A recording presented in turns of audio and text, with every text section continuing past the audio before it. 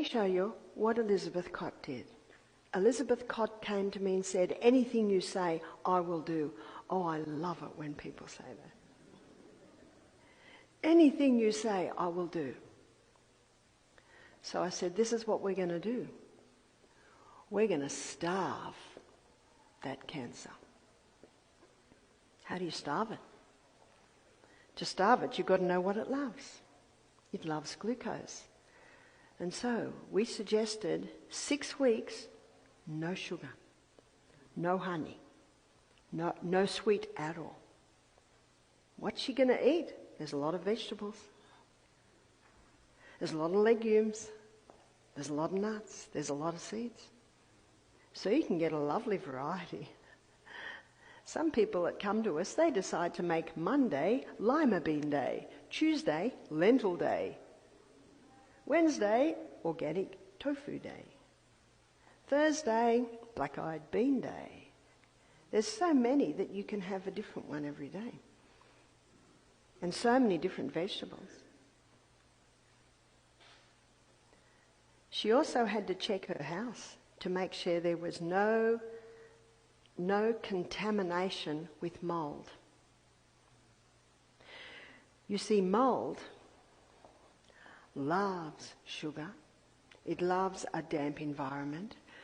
And the oncologist, Dr. Tullio Simoncini, has written a book. It's called Cancer is a Fungus. Oh! He found, as an oncologist, every single patient that he tested had some form of Candida in their body. And he was getting 90% success rate.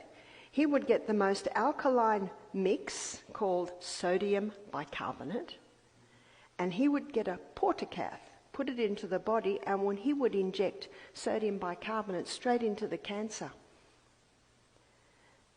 Because cancer cannot survive in the alkaline environment. It loves acid. 90% success rate.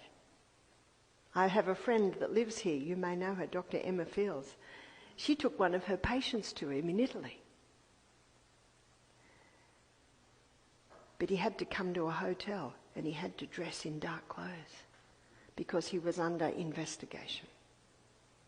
In fact, the last I heard, he was in jail under a charge of manslaughter.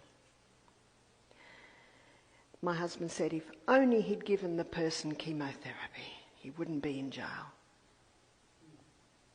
Am I right? Did someone come to him in their latter stages and they would have passed anyway? One does not know, because I presume you have come to the conclusion, as I have, that you can't believe the news. My husband sent me a little thing that was on the news. Man died from COVID yesterday in Australia. He was fully vaccinated, and it said because he was vaccinated, he didn't get it as bad.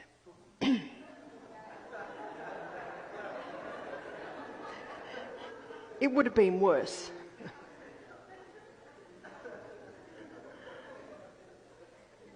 I'll leave it with you. I found out that Elizabeth Cott was very fussy in her house. But I also found that Elizabeth Cott loved cheese. A lady did our program. She said, I took my little daughter to the cheese factory. We saw huge big blocks of cheese and they were green. What they do is they cut the green off and then cut it up and package it. So it's very difficult to buy cheese without a fungus in it. So to starve the fungus, you make sure that it's not getting sugar. Now, one would say, but Barbara, doesn't every cell need glucose to run? It does. But the quick release glucose in your carbohydrates and your sugars, they basically just are feeding that. If you can make sure you've got heaps of oxygen in your body, the glucose from the lower delivery glucose fuels will get down to here. That's perfectly fine. In my book, Self-Heal by Design, we'll have them on sale again tonight. And if you're leaving and you won't be able to get them tonight, it is on Amazon. So my book, Self-Heal by Design, explores what I'm showing you today in more detail. And I quote Dr. Otto Warburg. He's a professor. 1946, he got a Nobel Prize for discovering what I'm showing you here. So this is not new. Now, because cancer cells consume 15 times the glucose of any other cell, when chemotherapy goes in, they consume more chemotherapy than the other cells. That's how chemotherapy works. The unfortunate thing is some of the good cells are going to consume it and be killed as well. It's like, which cells are going to be killed the most? Obviously the cancer cells will, but some of the good cells also.